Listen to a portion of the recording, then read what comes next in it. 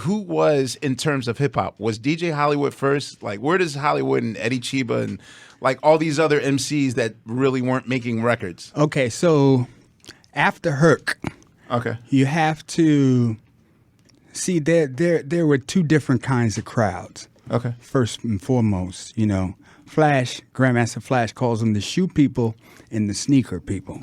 Oh, so there's bourgeois and okay. The sneaker people, we partied at the block parties and in the community centers and the park jams and the small around the way clubs, like 371 Disco Fever up in the Bronx and places like that. But Grandmaster Flash was so very important to this transition from the DJ being the focal point of the party. He controlled the music, he controlled the ambiance, he controlled the lights, he controlled the tempo of the songs he was playing. He hired and fired the MCs. The MCs were first a dime a dozen. All we did was we went to the house and we got the equipment and took the equipment to the gig and set it up. Right. And at the end of the night, we break it down and carry it back to the house. And the DJ would let us in free. So that's your plus. That's your getting on the guest list. and so if we were nice to him or if he was nice to us and feeling good, he would let us make announcements like, "Yo, Joey, your mom's outside. It's 10 o'clock. You gotta go. Sam, Sam, your car's getting towed. Right. Okay. And so now 𝗕𝗥𝗓𝗓 played a whole song. Right. He had the most incredible playlist, all the songs I named, and there are about 20, 25, 30 songs, maybe even 50, soul music in a club. Right. And so Flash understood that the most important part of this song that he played was the break, because he knew all the B-boys would go down to the floor and start doing their best moves. Everyone got crazy and started yelling and screaming, when the break came. And so he wanted to try to find a way to extend this break because the break was only 15, 20 seconds long. Mm-hmm. And so he got 2 copies of the same record and he started playing the break. 𝗕𝗥𝗓𝗓 would play a whole song. And you have to stand up waiting for the break to come, right? Oh, Flash went there. He just started the break at the top of the song, and he played a break. And when it got to the end of the break, before the singing started coming back in, he played the beginning of the break again. So he actually extended this break and made it from 15, 20 seconds to 3-4 minutes. Right. Right? So we had to do more as MCs than make announcements. So I have a question. At the time, what was the transition? Because are we scratching yet?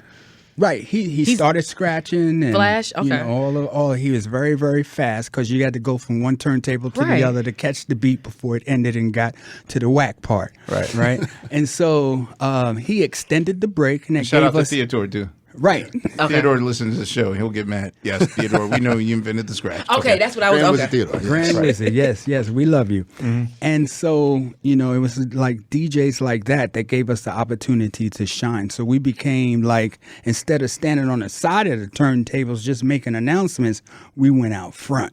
Okay. And started rocking the crowd, and we had to do more. So we started telling stories and rapping in rhythm and, using crowd response, throw your hands in the air and all of that stuff. And that's how, it really came off. So get into Hollywood, he was a master at the crowd response. And he had a Puerto Rican DJ by the name of DJ Junebug. Rest in peace, the best DJ I ever saw in my life. Yeah. Very fast, accurate, would keep the beat going for Hollywood, and he was just tearing it up. When I saw Hollywood at this club 371, it blew my mind. I never knew that there was something like this possible, that a guy could just take control of an audience and have them eating out of the palm of his hands just by the way that he was rapping in rhythm. First time I ever heard rhythmic rap was DJ Hollywood.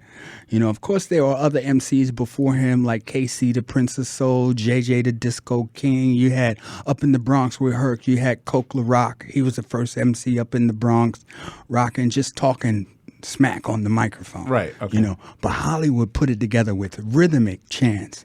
Like throw your hands in the air and wave them like you just don't care. And if you got on clean underwear, somebody say, "Oh yeah, oh yeah." You know, everybody, you gotta say, "Oh yeah." You know, I still the same. No, I don't. I'm commando, so I didn't need to know that. Hey I'm playing. Hey now. Yeah, Mama, I got clean on. So was that a eureka moment for you? Like it was a eureka moment. You know, just seeing Herc.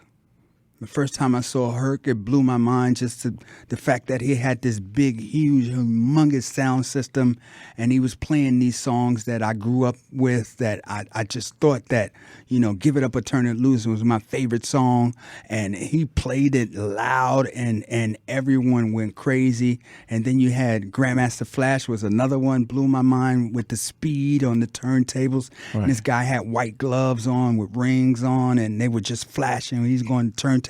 I saw him at the Hotel Diplomat one time, and that was just amazing to see how fast he was in keeping that beat going.